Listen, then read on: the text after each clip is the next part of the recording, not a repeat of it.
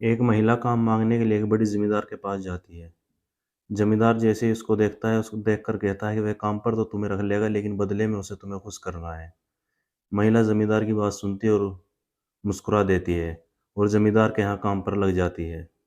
फिर एक दिन दोनों दूसरे के इतना करीब आते हैं, इतने नज़दीक आते हैं कि दोनों के आपस में नाजायज़ संबंध बन जाते हैं।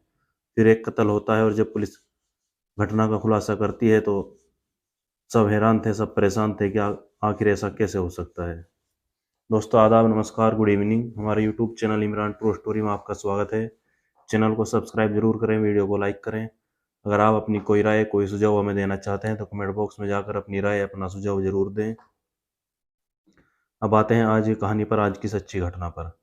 आज हम आपको जो सच्ची घटना सुनाने जा रहे हैं, सच्ची घटना है राजस्थान प्रदेश का, एक जिला पड़ता है भिलवाड़ा। बात है 18 अक्टूबर 2023 की। 18 अक्टूबर 2023 को सुबह सुबह कुछ लोग घूमने के लिए, मॉर्निंग वॉक के लिए घर से निकलते हैं और जैसे कुछ दूर चलते हैं तो कुछ दूर चलने के बाद देखते हैं कि नदी के किनारे पर एक लाश पड़ी हुई है, जिसके दोनों हाथ और पैर बंधे हुए हैं और शरीर पर चोट के गहरे निशान हैं। अब आसपास के लोग जैसे ही उस डेड बॉडी को देखते हैं, पुलिस को सूचित करते हैं। अब सूचना मिलने के बाद पुलिस जैसे ही मौके पर पहुंचती है और देखती है, अब सूचना मिलने के बाद पुलिस मौके पर पहुंचती है और शव को अपने कब्जे में करती है। शव कब्जे में करने के बाद आसपास के लोगों से उसकी पहचान के बारे में, उसके एड्रेस के बारे में पूछताछ करती है तो सब उसको पहचानने से इनकार कर देते हैं। अब पुलिस उसके परिवार तक पहुंचने के लिए, उसकी पहचान के लिए सोशल मीडिया का सहारा लेती है और उसकी एक तस्वीर आसपास के इलाकों में वायरल कर देती है। अब तस्वीर वायरल होने के बाद अब तस्वीर वायरल होने के बाद तकरीबन 12 घंटे बाद एक परिवार पुलिस के पास जाता है और कहता है कि साहब, आपने जो तस्वीर वायरल करी थी, जो तस्वीर भेजी थी, ऐसा लगता है हूबहू हमारे गणेश की हो।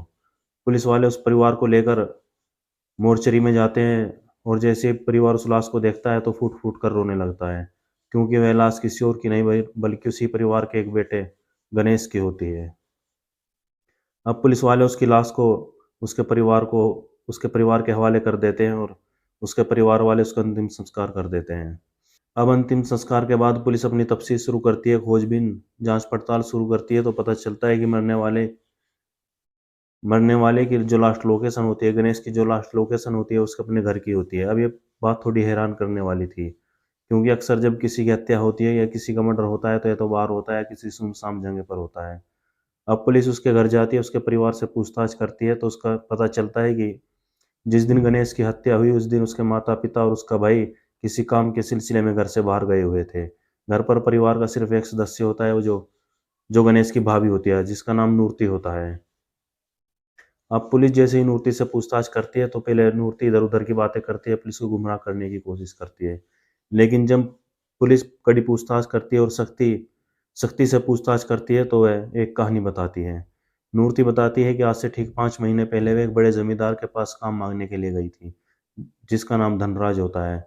धनराज उसको देखता है और देखते ही उस पर फिदा हो जाता है और वह उस महिला को, यानी नूरती को, अपने यहाँ काम पर रख लेता है। फिर दोनों एक दूसरे के करीब आते हैं और इतना करीब आते हैं कि दोनों के आपस में नाजायज संबंध बन जाते हैं। और इन 5 महीनों में नूरती किसी न किसी बहाने से धनराज से मिलती है और नाजायज संबंध बनाती है। और इसी तरह ठीक 18 अक्टूबर 2023 को गणेश अपनी भाभी नूरती और धनराज को आपत्तिजनक स्थिति में देख लेता है। जब गणेश उन दोनों को देखता है तो वो इसका विरोध करता है।